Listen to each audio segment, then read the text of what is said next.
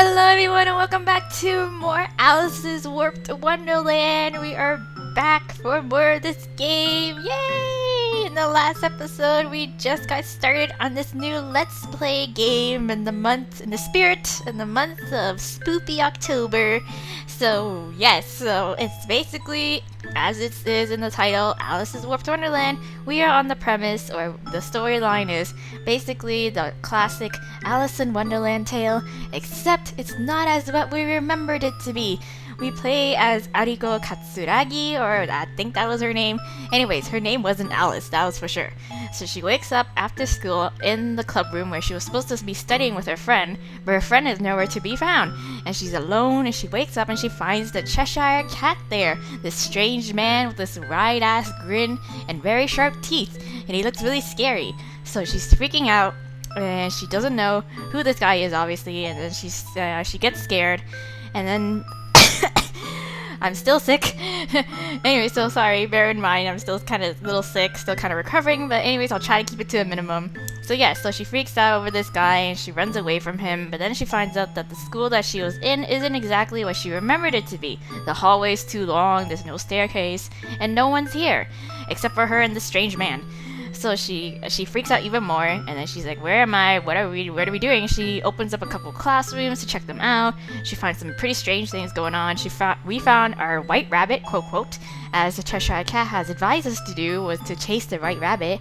But no, he's like this ghostly apparition who's like wearing this business sort of uniform, and except he's a bunny, he's a white rabbit, and he has blood on one side of his arm, and he's holding this little doll, the body of a doll with no head, no arms, and no legs, and he's just, muttering to himself. And we tried to chase after him, but he ends up disappearing. We go to another classroom. Oh no, we find the little door. Yes, we find our little door. We couldn't get through it, of course. So we go to another classroom to check it out, and we're about to do something crazy, like jump out the window or scale down the window. But we find this little basket in one of the classrooms, and it has this severed arm in it, a severed child's arm. We freak out even more. Cheshire shows up, and he's so super chill about it, and we're freaking out, and we're asking him a bunch of questions, but he didn't really answer any of the questions, any of the important one at least, except he answered the fact that, we wanted to get through to the little door.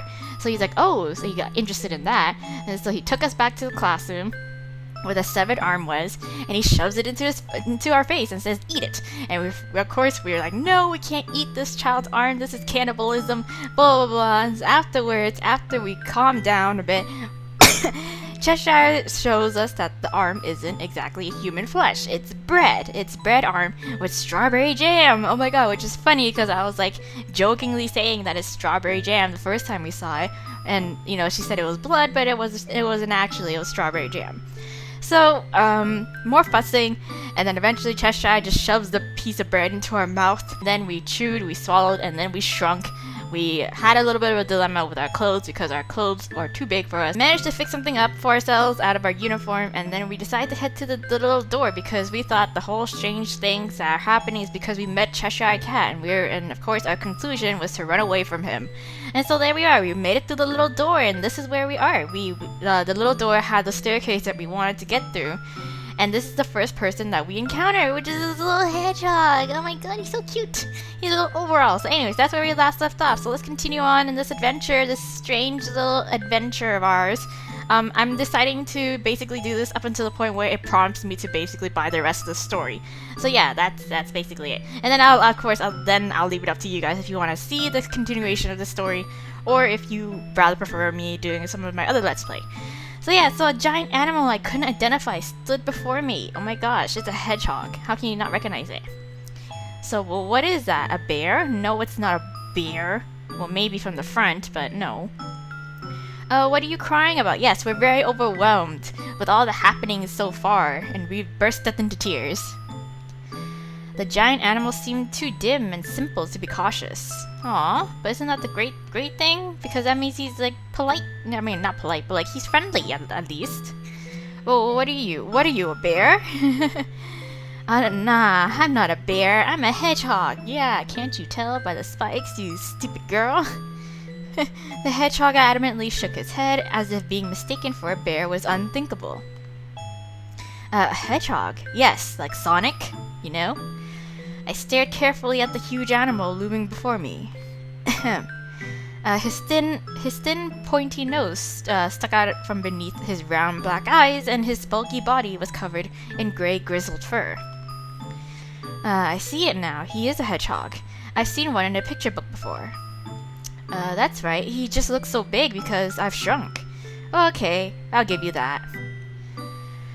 Why can't a hedgehog talk to a human? Because this is Wonderland, Alice. Huh? Why is a hedgehog at a school? Well, huh? You're not making any sense, Alice. The hedgehog stood frozen, his mouth half open as a blank expression appeared on his face. Well, I guess we're both confused. Yep. Are we just gonna stare at each other stupidly? I guess so. Come on, you guys. Guys. This is very awkward. Huh? What? I don't think he understands me. It's no use. He's more confused than me, and I'm the one who asked. Right, yes, you're both confused. It's fine. Don't worry about it. It's fine. Don't worry about it. Yeah, whatever. As long as you're not trying to kill me, then it's fine. It's all good. At this rate, our conversation will never progress. Yes. So can you, like, direct me out? You know, to the outside world? So I just let the question drop. Okay. The hedgehog smiled as if saying, really? Yeah, well, duh. Seems like no one knows what's going on here. Now that I think about it, I just saw a rabbit wearing human clothes, so a talking hedgehog wearing an apron is really nothing to... Oh, he's wearing an apron. I thought it was overalls, but those are cute. That's cute anyways. Oh, what? Oh, wow. You're very close. Why? What happened? Why are you suddenly so close to me? Whoa there. Yeah, why are you so close to me? Personal space. Before I knew it, the hedgehog brought his face really close to mine. Oh, what? Yeah, what's up? Huh? Oh, what do you mean? Yeah, why are you staring? I didn't know what he meant. I just knew getting in my face like this wasn't normal. Anyways, miss, what are you doing here? Well, asked the hedgehog at point-blank range. I was sleeping in the study room, and then a hooded, I don't think he gets it. I tried to step back and put some distance between us, but the hedgehog just inched closer. Anyway, a hooded weirdo. Don't you hate it? Like, some people do that too, like in real life. It's like when you're talking and then you're standing in the semicircle, they just kind of lean in closer and you try to take a step back, but they follow you and you're like, hey buddy.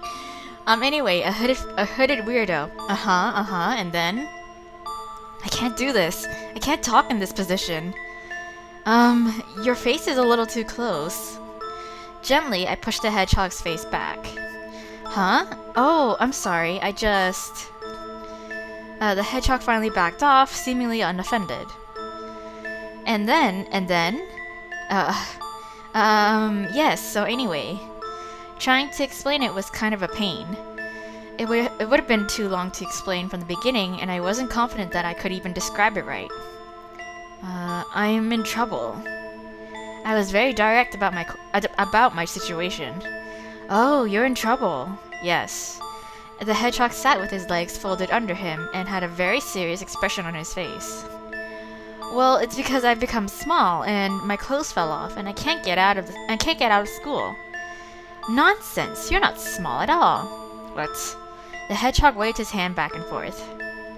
I was much bigger before. I like my old size better. Really? Oh, I think this size is much better. Uh-huh. I appreciate the compliment, but now his face is getting closer again. I wonder why he keeps bringing his face so close and twitching his nose. Maybe I smell really good. Yeah. Do I smell weird or something? Maybe I smell sweaty. I got worried and tried to smell myself. It's hard to tell. Maybe I'm used to my own smell. Uh-huh, nah, you don't smell weird. Not at all. The hedgehog shook his arms and head. Okay. If that's the case, that's fine. Okay, then why are you so close to me? For a brief moment, the hedgehog just silently stared at me. Miss, is it possible that...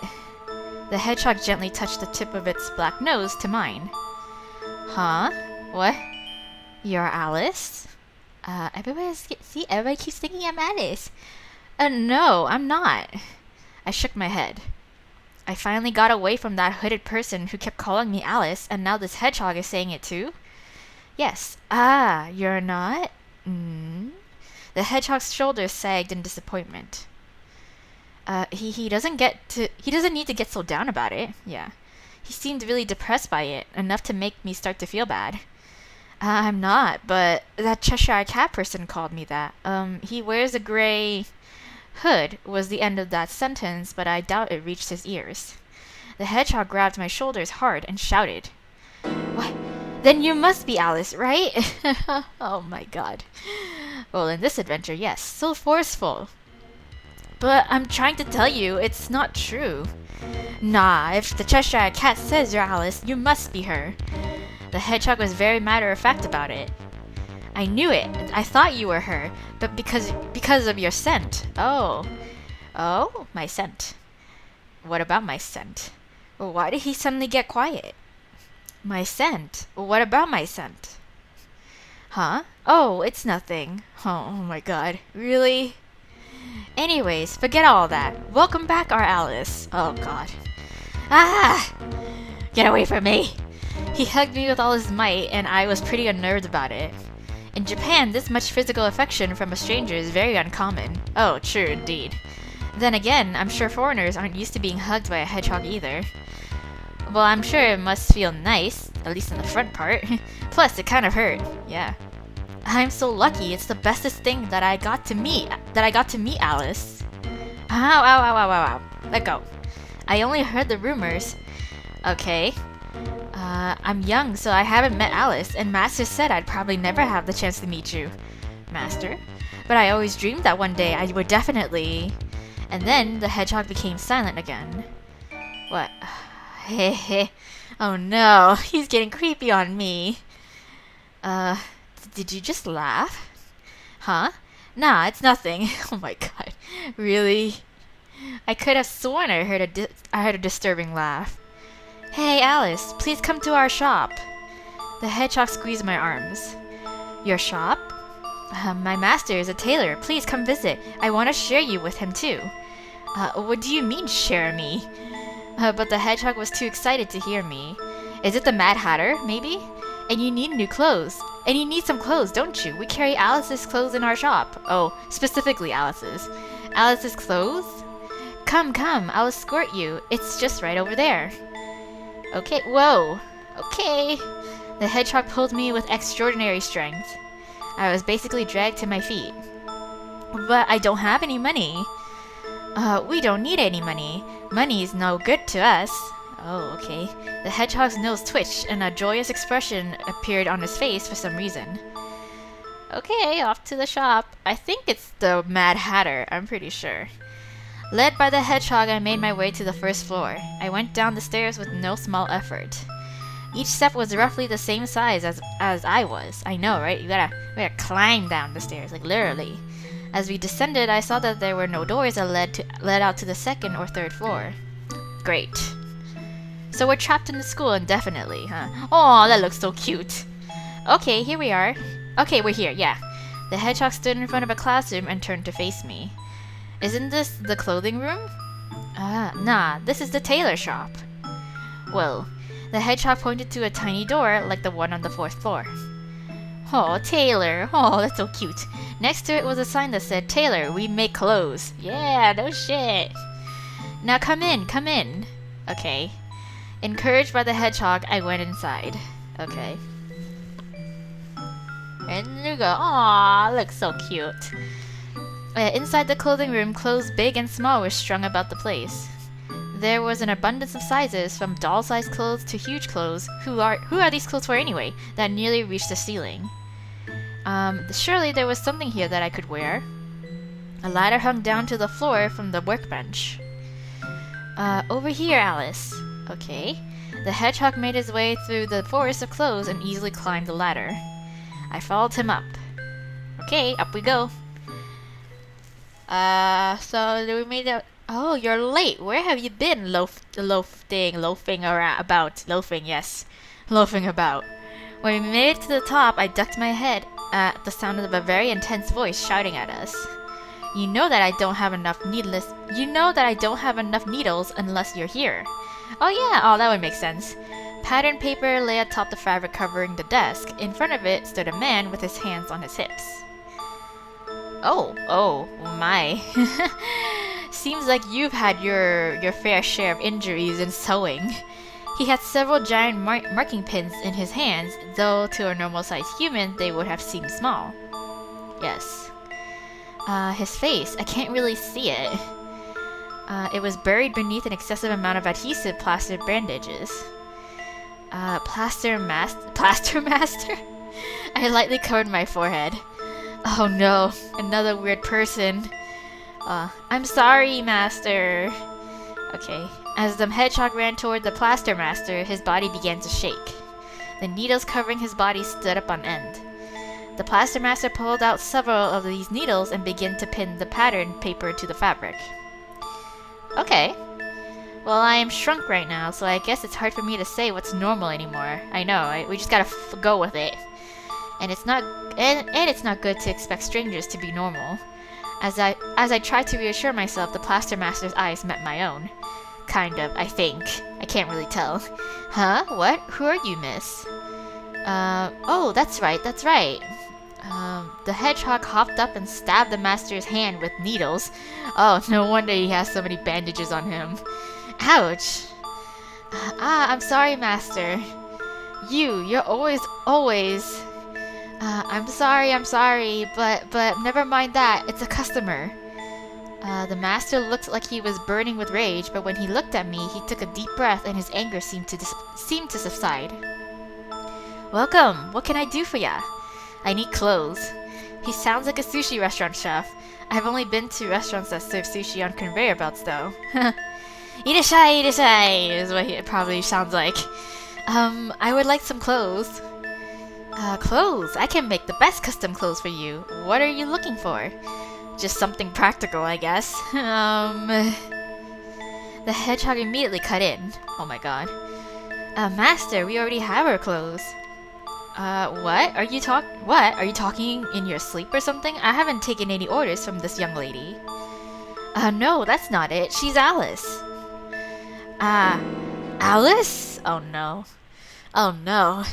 I'm such a celebrity around here. The master's eyes buried beneath those adhesive plaster bandages lit up. I guess. Honestly, that many bandages is ridiculous. I wonder how many he has stuck on him. What does he do with them when he takes a bath? I guess he just changes them. Alice! Oh my god. The master staggered as if in shock. What? No, I'm... Welcome home, our Alice! Oh my god. Overcome with emotion, the master spread his arms and rushed toward me. Okay, another hug, here we go. Without thinking, I ducked out of the way. Oh, I mean, it was purely instinct. Oh, yes, sorry. Carried by his momentum, the master ran off the desk and dived to the floor. Oh my god, I hope I didn't kill him. Master! Oh god. Oh god. Are you okay? I'm sorry. Oh, he's fine. It's quite alright. The master slowly climbed the steps again. Though his footing was unsteady, he smiled and forgave me. He looks strange, but he's a pretty nice person. Yeah, at least. But to meet the Alice, oh my god. The master's face, though I could only see his eyes, was filled with emotion. Yeah, I'm Alice. It's hard to correct him when he's being so welcoming. Master, please bring Alice's clothes. The apprentice poked his master. Oh, that's right. Alright, I'm gonna go get them from the storage. You just sit tight for now, Alice. Okay. Hey, Harry, come help me. Harry? Okay. Oh, his name is Harry. Okay. The master got down from the desk with Harry the hedgehog in tow, and they went through the door to the next room. It seems the clothing prep room is being used for storage. I'm not sure how, but it looks like I'm finally going to get some clothes. Good. I feel really uneasy wearing just this scarf. Right, I decide to sit on the edge of the desk and wait for them. Okay. And we wait. I have been waiting for quite a while, but they are still not back yet. Guys? Hello? They're taking a long time. I wonder what they're doing. Are they in some kind of trouble? I hope not. Perhaps there's something I can do to help. Feeling a little bored, I headed after them toward the storage room. Better not be staff only. Better not be planning my murder right now. When I got to the entrance, I could hear the master and his apprentice talking. That's bad. But once... No, the queen. If lie... Uh-oh. I quietly peeked inside and saw the master and his apprentice bent over, huddled together. It looked like they were consulting with each other about something. Yes. Excuse me. Oh, when I called out to them, the master screamed and jumped. Alice, what's wrong? What's wrong with you? Nothing at all. His behavior was too suspicious for that to be true. I was wondering if I could help with anything. No, there's nothing you can help with, nothing at all. Really? But it's fine. You just wait outside, Alice. We'll get it prepared for you right away, okay?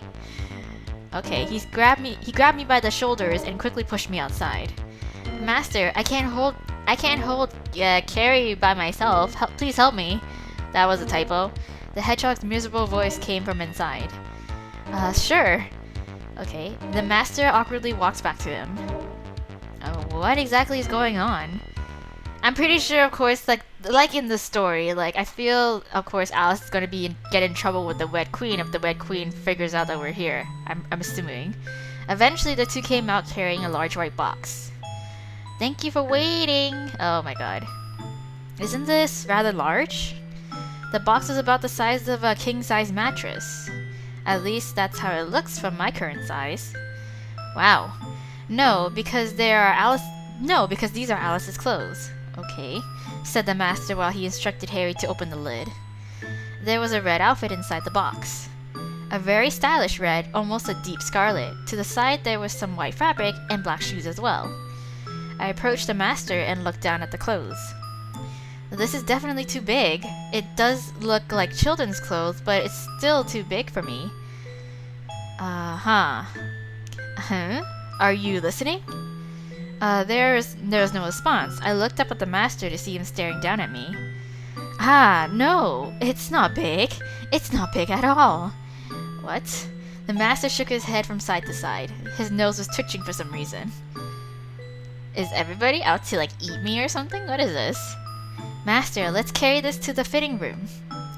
Alright, okay. At his apprentice's urging, the master quickly began to carry away the box. The fitting room was set up in the corner of the room. The fitting room was set up in the corner of the home economics room. It's definitely too big. Despite my insistence, I was ignored, and the box of clothes was pushed into the fitting room. The fitting room was normal human size, and Harry seemed to struggle to close the curtain. He gave me a pleasant smile before closing the curtain all the way. But guys, oh yeah, this is definitely too big. I looked down at the clothes inside the box, yeah. What other choice do I have? I just need to try them on and show them that they don't fit.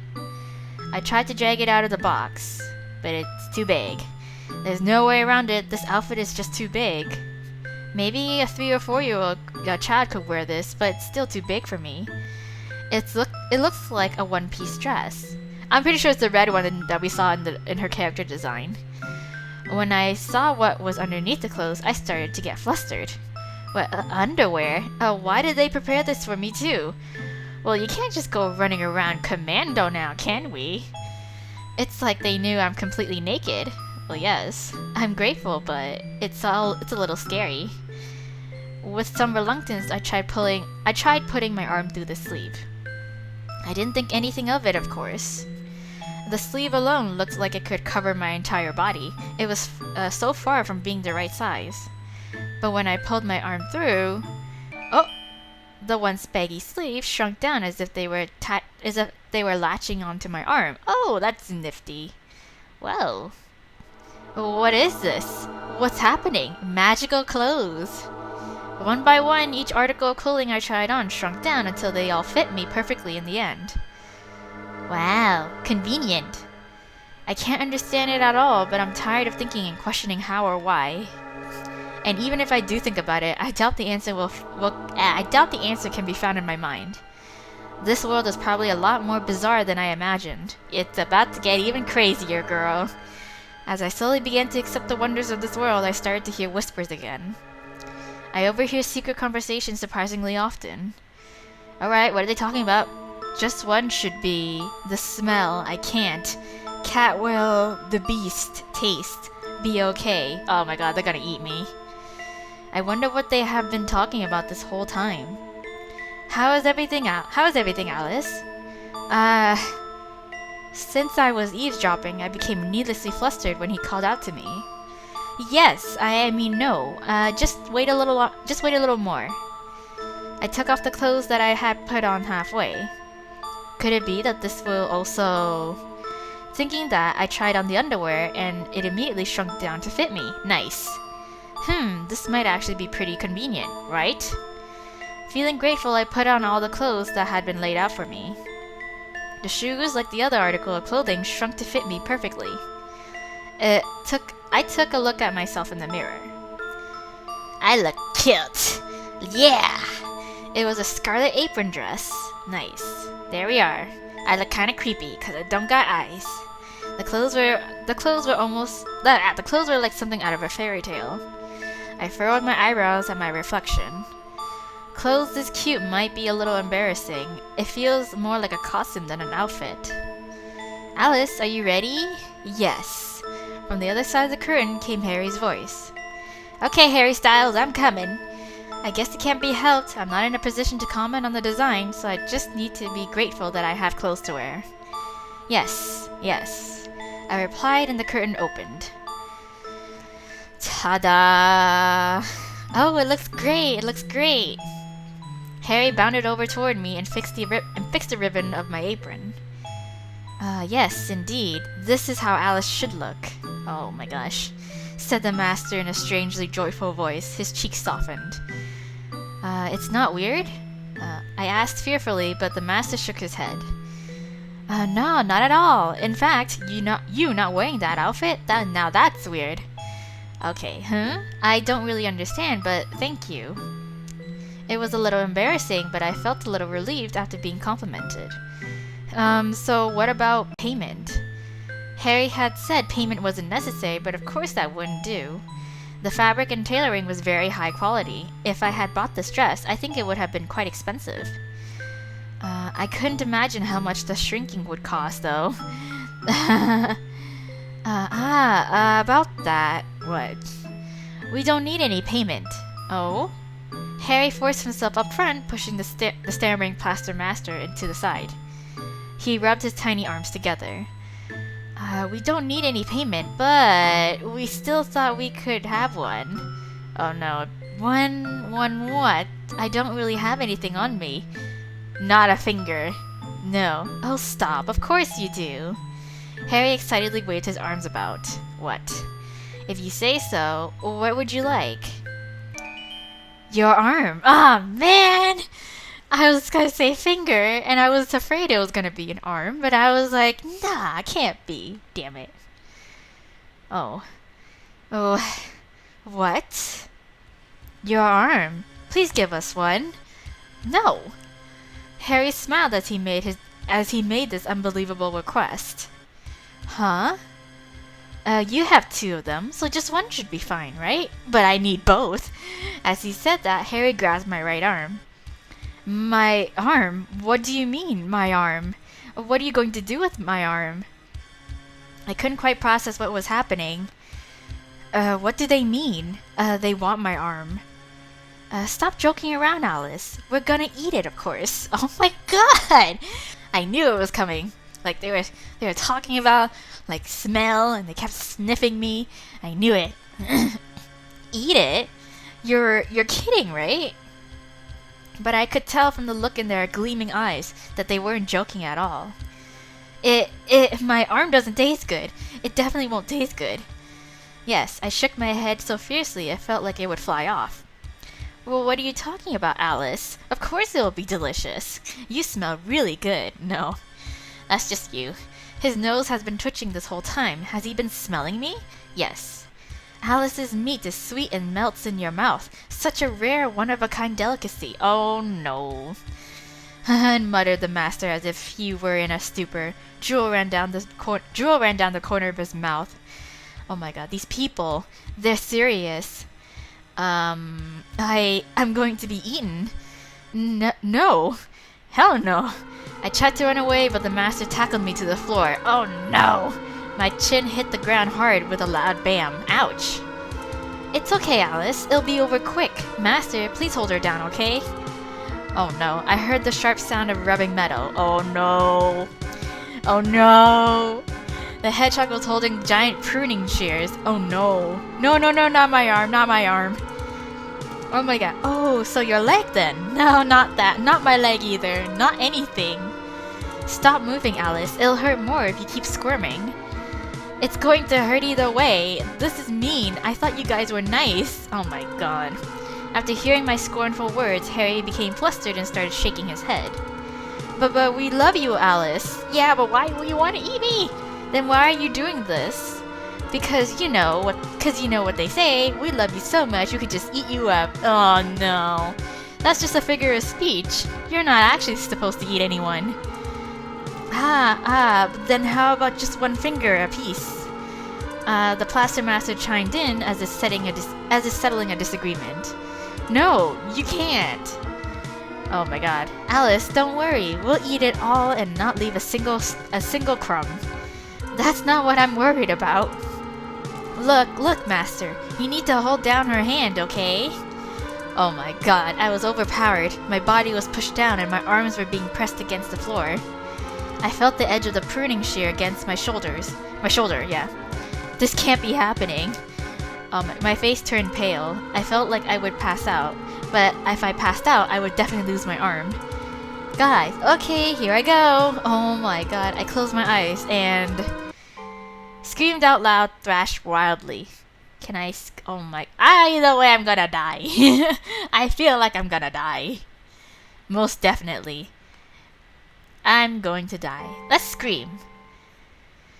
Because Cheshire did say he can hear our voices wherever, right? Scream. I closed my eyes and screamed out loud. Yes. No! Someone help me, no! Ah! Huh? Well, whose scream was that just now? It wasn't mine. Oh. Cheshire, better be you. I cautiously opened my eyes. Ooh, and there stood the master with 2 yellow flowers sprouting from his head. Whoa, what the fuck? Sewing pins decorated like plastic flowers were stabbed into the master's head. Ouch! Behind him was a giant smiling face. Cheshire! Cheshire cat! Oh, buddy! What are you doing? The Cheshire cat said as he stabbed another sewing pin into the master's head. The master let out a small scream as another flower was forcefully planted into his head. Oh, if it isn't the cat! The master smiled with a hint of fear. If you tease Alice too much... What? I'll eat you. Oh. Ah! In this world, is everybody eating everyone? Really?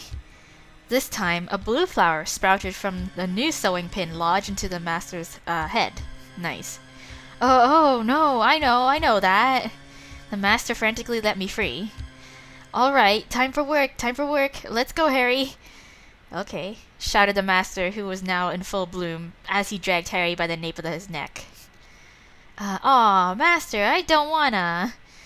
The master dragged Harry away despite his whines of, I don't wanna. The master dragged Harry away despite his whines of, I wanna eat Alice, and hurriedly climbed up the steps of the desk. Dumbfounded, I watched him go up. As always, all I could see was his grinning mouth. As I looked at that giant mouth, tears started to stream down my face. Is this person planning to eat me too? Is he going to open his big mouth and swallow me whole? Well, he hasn't eaten during the times that you met him and hung out with him, so I started to whimper. I don't taste good. The Cheshire Cat shook his head slightly. Alice is delicious. No, I'm not, so don't eat me, okay? I won't eat you, Alice. Aw. I looked at his giant smiling face. I can't see his eyes, so it's hard to see if he's telling the truth or not. Really? In that case, you look delicious, though. Thank you. I'll take that as a compliment. I can't lower my guard around him. So you got clothes? Yes. The Cheshire Cat said that was good, and poked at the ribbon of my apron, which has started to come loose, to fix it. Aw. Now, Alice, let's chase the white rabbit. No, I don't want to.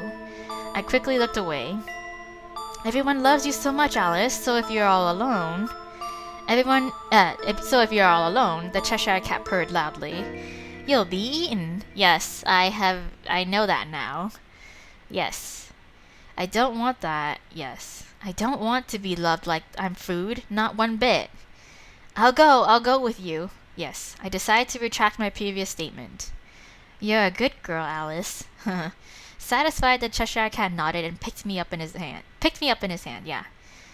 Alright, as I let him lead me, I muttered in a defeated tone. Like I keep telling you, I'm not Alice. Oh, but you are, to him. Bye, losers.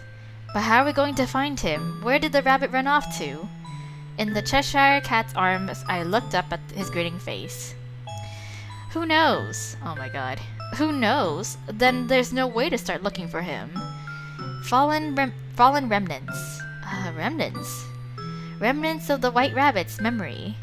I'm sorry, I don't know what you're talking about. What do you mean? There are remnants of memories scattered across his beaten path. Oh, like, is that what his ghost is? Is that what it is? His explanation just left me more confused.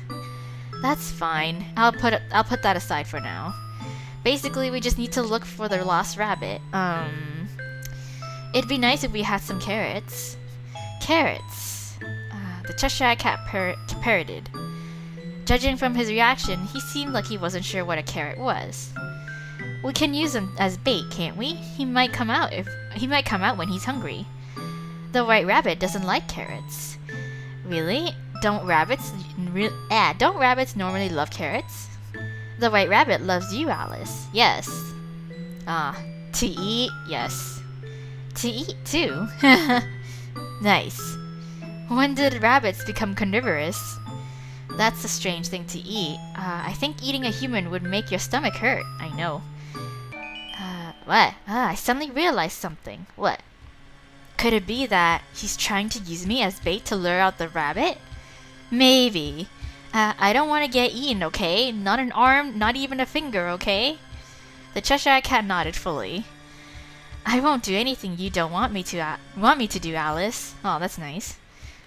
Okay, is that true? I feel like he's already done a lot of things I didn't want him to do. I looked back at his grinning face with suspicion. Oh well, he did save me after all, right? I can at least return the favor by helping him look for the right rabbit. Rabbit, I guess we have to look for it in the old-fashioned way. I murmured to no one in particular. What should we do? I don't know. Oh, ask the master and his apprentice, survey our surroundings. I don't want to ask them. No. I don't want to ask the master and his assistants, his whatever the hell. You know what, let's look, we got this. Me and you, Cheshire. Let's survey our surroundings. I started to survey my surroundings. It doesn't seem to be here in the clothing room. The Cheshire Cat and I decided to move on to the next room. I've had enough of those two. They tried to eat me. I don't want to talk to them again. The aviary room should have been on the 3rd floor, but for some reason it was next to the clothing room. It was strange, but compared to everything else that has happened so far, it wasn't that strange. Humans are known for adapting to the environment. The curtains was closed when I entered, and the room was dim inside. Red light from the sunset trickled in from between the thick curtains. The blackboard was covered by a retractable screen hanging from the ceiling. Behind the desk, a projector was mounted on top of its stand. Okay, I wonder if someone left this out by accident and went home. The Cheshire Cat set me down on the projector stand. It didn't seem like the White Rabbit was in this classroom. Looks like the White Rabbit isn't here either, I said as I casually flipped the projector switch. Well, it was dark and the screen was down. That's practically an invitation to flip the switch. The projector began to whir and a video soon appeared on the screen. It looked like it was filmed in the city. A wide street, a maintained sidewalk, trees lined up along the road, and lots of people were walking around. Huh? I've seen this before. What? I watched the video as if it was beckoning me to. A white, stylish building, the entrance's automatic doors opened as people shuffled in and out. Beneath their feet, a red mat was laid out. I could make out words written in gold letters on the mat. Hotel Brunlivier? Brunlivier? Oh my god. Ah, I know this hotel. It's in front of the train station. I checked the video to be sure. Yes, there's no mistaking it. But why was this video filmed? It didn't seem like a particularly informative video about much else. What? Among the throng of people busily coming and going, there was one person who stood still. Is it Rabbit? Wait, is that a person? A blue button-up shirt and gray slacks, and long white ears. It was the Rabbit person I met in the classroom. Yes. Even in the video, he was blurred and transparent. Because of that, I couldn't make out his face. The white figure shimmered a little. He slowly entered the crowd and vanished into the hotel. At that moment, the projector clicked and the screen immediately went dark. The video stopped there. Did you see that just now? Yeah, did you see that just now? I tugged on the Cheshire Cat's robe. I saw. He's so cute. That was a rabbit, wasn't it? Indeed it was. It really was a rabbit. I wasn't hallucinating or imagining it. Hey, what? I was about to ask what the rabbit was, but I caught myself. The hooded, grinning man looked down at me. What? This Cheshire Cat fellow gets weirder and weirder.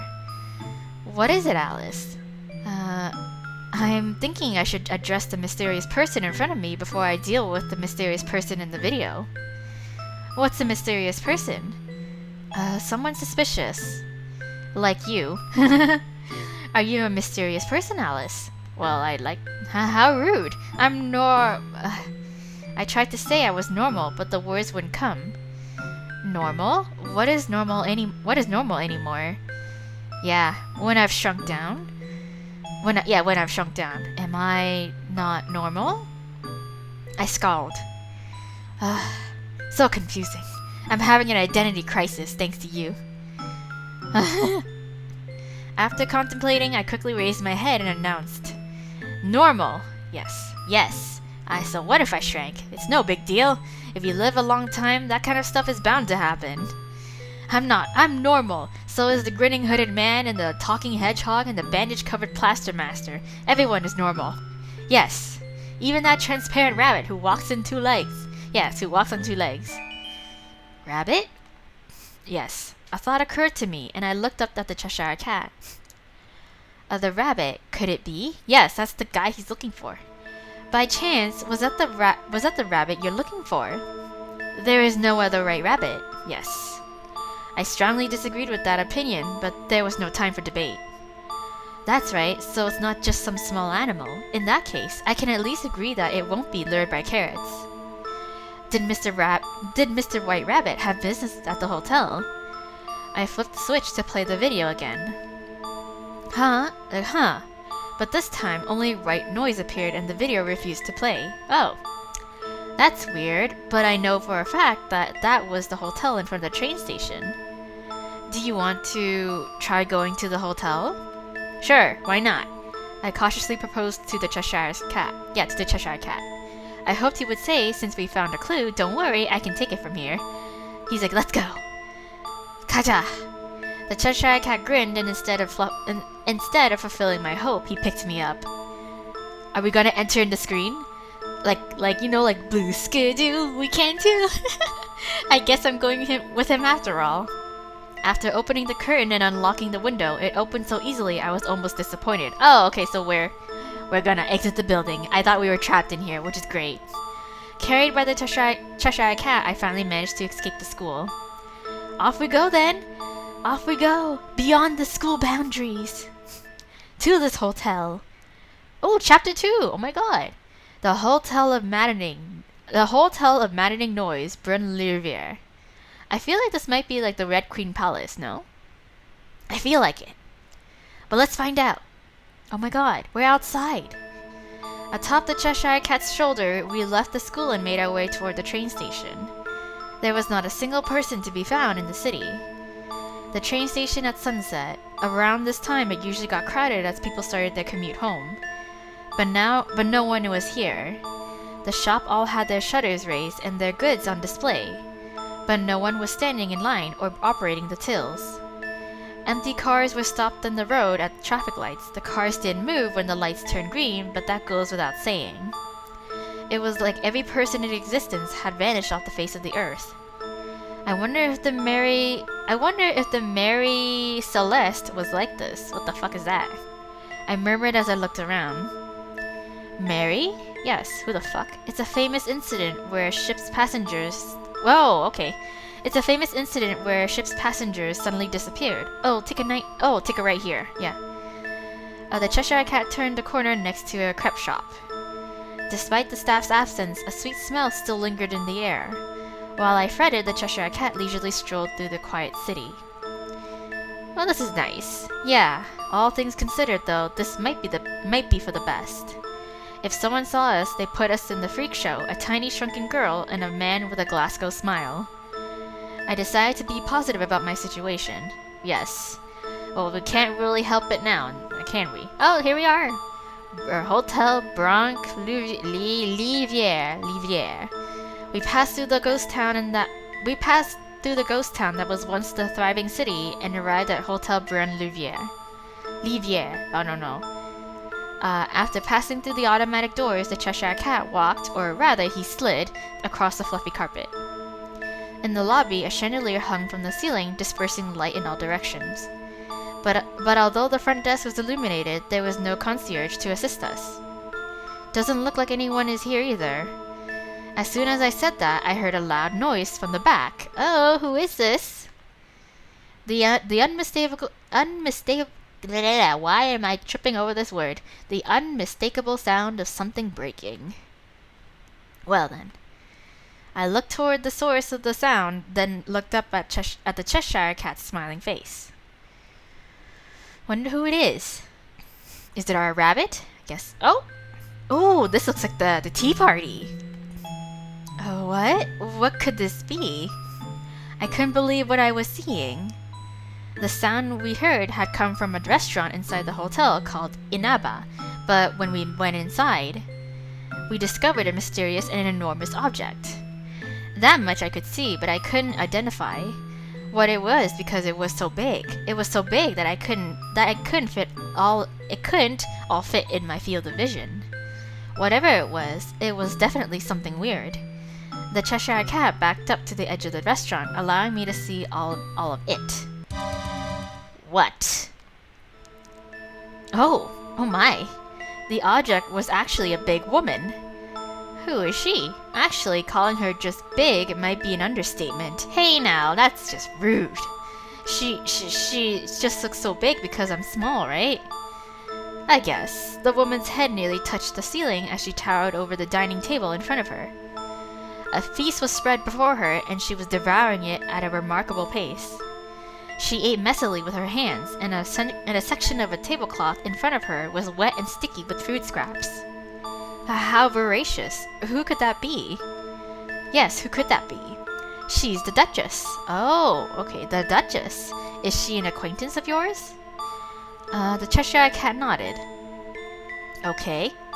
I don't remember the Duchess in the Alice in Wonderland original story, or maybe I forgot. This woman didn't have a fraction of the elegance that the title Duchess conveys. But everything she wore looked expensive, including her white dress that looked ready to burst and her pearl necklace that was practically strangling her. While I was staring at her with my mouth open, the Duchess gathered all the food on the table in her arms. And then she devoured everything at once, plates and all. Wow. A loud, unearthly unearthly chewing sound resonated through the room. Ugh, won't she cut her mouth? It'll be okay. After all, she's the Duchess. The Cheshire Cat replied with an answer that answered nothing. We watched the Duchess as she managed to swallow everything in her mouth. All the food on the table, as well as the dinnerware, was gone. Wow, she really knows how to clean her plate, huh? The Duchess stared silently at the empty table. Maybe she's full? Nope. But no sooner did I think that, the Duchess began to ring she began to ring the giant bell on the table. Instinctively, I covered my ears. That's loud. The sound was 10 times more terrible than the sound of lottery bells in shopping districts. The back door opened and out jumped a stumbling footman holding a silver tray. Oh, Cheshire Cat, look, it's a frog. Oh, yes, that's a frog, remarked the Cheshire Cat. Oh my, it is indeed. It was a green frog. Roughly the size of a child, it walked capably on 2 legs. On top of that, it wore a white shirt with a bow tie and a tuxedo vest. Judging from his appearance, he looked like an excellent restaurant server. Alright, several frogs jumped out and followed the first one. They all held a dish of food in one hand. Just as frogs served food on the table, the Duchess let go of the bell and began to devour. Oh my gosh, everyone looks really busy. I began to scan the restaurant, taking everything in. As my eyes darted toward the other end of the table, I could see that there was another seat surrounded by dishes. Someone else was sitting there, slumped face down on the table, practically buried in all of the different dishes. I looked at the Duchess, the frogs, and the mysterious person slumped on the table and considered my options. Who should I ask regarding the white rabbit? Ask the slumped person face down on the table, ask the frog footman, ask the Duchess. I mean, the Duchess seemed pretty busy. I kinda wanna ask the person slumped on the table because he seems like the least busy person, and to be honest, I'm kinda scared that the Duchess might eat me like everybody else had been trying to. So you know what, let's ask this guy. We approached the face down person on the opposite side of the table. The full-course meal in front of the person was basically untouched. A small man lay passed out, surrounded by decadent dishes. In his hand, he gripped a silver fork. Wow, this guy's hair is white. Is he an old man? As I got closer, I heard a small whimper. Ugh. Excuse me, are you okay? I asked the man after I was set on top of the table. I can't do this anymore. He muttered in a vacant voice, his face still down. I'm sorry to bother you when you're tired, but we're looking for the right rabbit. Have you seen him? It's over. It's no use. He's not listening. Aw. I looked up at the Cheshire Cat and shook my head. Looks like he's too preoccupied to answer us. Let's try going to the kitchen. The frogs look busy, but whoa! I suddenly stumbled and nearly fell. Because as I was trying to get on the Cheshire Cat's hand, something else had tugged me in the opposite direction. When I looked back, the man was pulling on the hem of my skirt. His face was still down. Oh. Are you alright? Yeah. I asked again, and the man finally raised his body. Oh my. He's actually pretty young. His white hair made me think he was really old, so I was quite surprised to be proven otherwise. Well, he was younger than I thought, but he was still middle-aged. Considering how exhausted he looked, yeah, I suppose he was in his late 30s. He looked older than that. Look at those bags. Check out those bags, man. His white hair looked foppish, and it curled tightly near his ears. Yeah. For a moment, I remembered the portrait of Mozart in our music room. As I recall, his hair was supposed to be a wig, but this looked like his real hair. A few strands around his face were askew. The left side of his curled hair was pressed and in disarray. He looked haggard and skinny, with dark circles under his eyes. He didn't look well at all. Yeah, he looked half dead. Like, very close to death. What exactly happened to you? The man introduced himself as the Duke. Oh! Naturally, he was the Duchess's husband. Despite appearances, Despite appearances, the two were married. Wow, we hosted the wedding reception here. The Duke began to explain in a gloomy voice. And since then, my wife's appetite won't stop. It won't stop. She has been constantly eating since then. Wow. When was your wedding? How long do you mean? Yeah, it's probably been about 12 years by now. Oh my god. 12 years. 12 years. That's amazing. In every sense of the word, yes. We've been here ever since we got married. Oh my god. Oh, so the Duchess's dress is a wedding dress. Why don't you just tell her to stop? To me, 12 years seems like a really long time of just eating. Before we got married, I told her that I would do whatever she said if she married me. Oh. Whenever I suggest we go home, she just says, so you don't love me anymore. Ah, no. For her to ask that. Ugh. Don't cry. You must really love your wife. Aren't you going to eat? Yeah. For this past 12 years? I looked at the food that was spread before the Duke. Though it was plated beautifully, it looked rather dried out. It seemed like much time has passed since the food was served. Perhaps it's none of my business, but I think you're the one who should be eating. Right? The skinny, haggard Duke looked up at me and said, my stomach is very sensitive, so when I see her eat like that, just watching it makes me... Oh no. Oh yeah. The Duke clutched his stomach in pain. I understand how watching someone eat can make someone lose their appetite. It can be especially rough if they have a sensitive stomach too. Oh man. But Duke, you agreed to marry her. Why don't you just suck it up? You're a couple after all, right? The Duke just glared at me. You think this problem is beneath you, don't you? No. I turned my head to the side and stuck out my tongue. I mean, technically, this was not my problem. By the way, did you say you were looking for the white rabbit? Yes, I was, asked the Duke, rubbing his chin thoughtfully. Good. We're finally getting to the point. Yeah, good. We're finally getting to the point. Yes, we are. Do you know anything about the white rabbit? We think he's been here before. I wonder... What's with this mocking tone? Do you know something? Please tell us. The Duke continued to look at me. Oh my god. Who are you anyway? You're pretty small. What are you going to do once you find the right rabbit? I'm Ari... She's Alice. Oh my god, Cheshire, please. Before I even finished saying my name, the Cheshire cat answered for me. Oh no. Well, I should have expected that. Upon hearing his answer, the Duke straightened up in his seat. Alice! You're Alice? You're Alice, yes. Welcome home, our Alice. Here we go. The Duke grabbed my hand and started to cry. Huge drops of water started falling from above my head. Oh no. Don't cry so much. I'll get all wet. After crying for a bit, the Duke finally let me go. He took a white handkerchief from his breast pocket and blew his nose in it. Alice, my stomach is just so sensitive. Right. He looked at me very intently, so I felt like I had to say something. No, don't eat me. Oh, that's too bad. But my wife's stomach is too strong. That's too bad. If this keeps up, I'll die. Do you think so? If he could hold out for 12 years, I feel like he'll be okay. The Duke gripped the silver fork tightly. Uh-oh, please don't stab me. No, I'd rather just die. Oh no, wait! It's not good to be too hasty. Yeah, chill, man. The Duke stared at me. I started to have a bad feeling about this.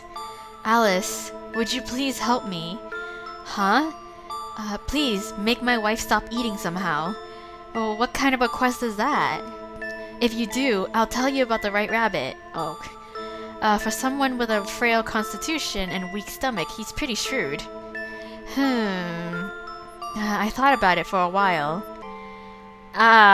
So many choices! What am I saying?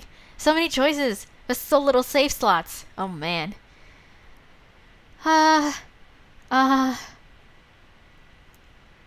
Um,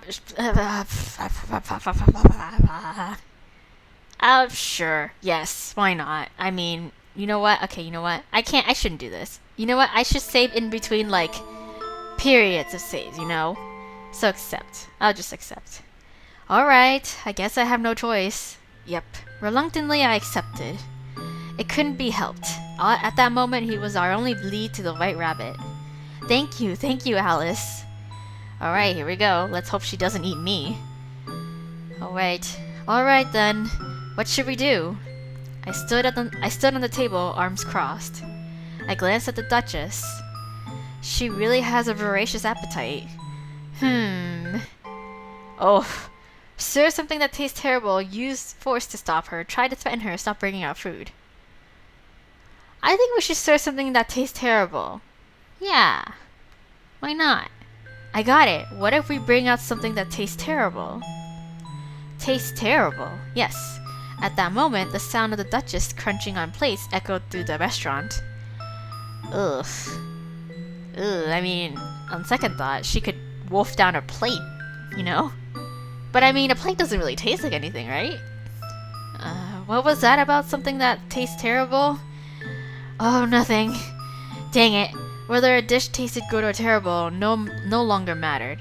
Whether a dish tasted terrible or good or terrible, it no longer mattered. Really, we should think about how to effectively use her stomach for the greater good. What if we made her eat industrial waste? I might be onto something here. Use force to stop her, try to threaten her, just stop bringing out food. I know, why don't we have the frog stop bringing out food? She'll have to give up if there isn't any food to eat. The Duke tilted his head cautiously. I don't think you should do that. Oh no, is she gonna get mad? Is she gonna throw a tantrum? Why? I know it's a simple plan, but it might actually work. Well, you could try it, but several frogs will likely die. Oh no. Huh? The last and only time they stopped bringing out food, she ate one of the frogs that came to bust the table. Ate? Oh, that's why the frogs are so desperate to keep bringing food. Oh, this plan is no good. Yes. If she eats all the frogs, she'll definitely eat me next. Okay. Ugh. Hey man, I'm trying here. But a bride who eats live frogs because there's no more food has serious problems. And a husband who can love someone like that has issues too. I know. You may be the most understanding husband in the world. I know. Nothing. I mean, can I choose the other choices then? I'm beginning to think this is impossible. Please don't say that. The Duke squeezed me desperately in his hands. Ow, ouch. Okay, fine. The Duke looked at me with a puzzled expression. Come to think of it, you're rather small, aren't you, Alice? I feel like if you were a little bigger when we first... What? I feel like you were a little bigger when we first met ages ago. Oh, okay, yes, that's true. I didn't choose to be small. Some stuff happened and I ended up becoming small. Or was I forced to become small? Wait, huh? I didn't choose a small life. The small life chose me. I looked at the Duke carefully. Ages ago? Do you mean to say we've met before? Of course. I thought about it briefly, then shook my head. Can't remember. Maybe it was someone else? No, it was you, Alice. Maybe it was a different Alice then. No, you're the only Alice. Ugh. Like I said, I'm not Alice. But the Duke wasn't listening to me. Oh, it would be wonderful if my darling became this small too. Yes. Oh, now there's an idea. Ah, what? Oh, yes, the arm! Do we have the arm with us? The Duke loosened his grip, and I immediately opened his hands and freed myself. Why don't you make her small? Then you can carry her like the Cheshire carries me, and she won't be able to eat anymore. Oh, but won't she be angry? Well, it's not like she can hurt you when she's this small, asked the Duke fearfully. It's fine. It's fine. Shrinking doesn't hurt, and it's okay if she gets mad, especially if you consider how much she's already eaten. That can't be healthy for her. But I don't want her to hate me. You really love your wife, don't you? Aw, it's so most admirable. I sighed, mostly in admiration, right? Well, they were technically newlyweds. in that regard, it was charming, but that didn't mean I could just sit here and smile about it. Alright, you'll be a cuckold someday with that attitude. What? Well, everyone knows that. A man who's too sweet is too boring. Yeah, true, yes. I'm not entirely sure that's true though. But we gotta talk to him. Personally, I think nice guys are great. Yeah, but if I'm speaking generally, a man who's too sweet is too boring, isn't it? The Duke seemed to be in shock. No, that can't be. But then he started muttering to himself. I decided to leave the Duke, who seemed lost in his own little world, and turned to face the Cheshire Cat. The question is, where can we get more of that bread arm? The Cheshire Cat's faraway face came close to my own. It seems he bent down to talk to me. Bread is at the bakery. Oh, you think so? Would a bakery really make such creepy bread? Oh, if you're looking for a bakery, the Duke cut in, having come back to us. You can find one in the basement. Oh, really? In the basement? Bakery? The basement has become a shopping mall of sorts, so it's not out of the ordinary for hotels to have boutiques or small gift shops, but could there really be a bakery? I believe I saw strawberry jam bread there too. Oh, you mean that white arm bread? Oh yes, I looked at the Cheshire Cat and he nodded softly. Then you should go buy some yourself and have her eat it. He really didn't need to send us on an errand. With a huff, the Duke sighed unnaturally. Alice, my stomach is just so sensitive. Oh my god, I know, you told me. If I go to a place like that, I'll die. Huh? A place? Like what? What's that supposed to mean? It's just a simple bakery, right? My eyes widened, but the Duke just waved his hand at me. Oh, but if you go, Alice, it'll be fine. I'm pretty sure it'll be fine. He's making us go. Fine then. I don't expect the surprisingly resilient Duke to die anytime soon if I leave him, but I am worried about these frogs who have been worked to death. Well, Cheshire Cat, let's try visiting this bakery. Yes, at that the Cheshire Cat grinned. As you wish, our Alice. Okay, off we go. To the bakery! To the bakery! Oh my. To this bakery. Okay guys, I feel like I'm gonna leave this episode here for now. We are off to a new task at hand. After getting our clothes and after shrinking down and going through the door, it feels like this is a good place to leave it at that, and we can continue on this bizarre adventure in the next episode where we visit this mysterious bakery. Hopefully nothing bad happens, and get our shrinking arm bread to give to the Duchess in order to make her stop eating. So yes, here we go. Yeah, this is actually quite interesting and quite entertaining if I do say so myself. It was like really funny. Like it's horror, it's like elements of horror, but there's also some comedic relief to it, you know? Okay guys, so yes, tune in next time for more adventures in Alice's Warped Wonderland, but for now, bye!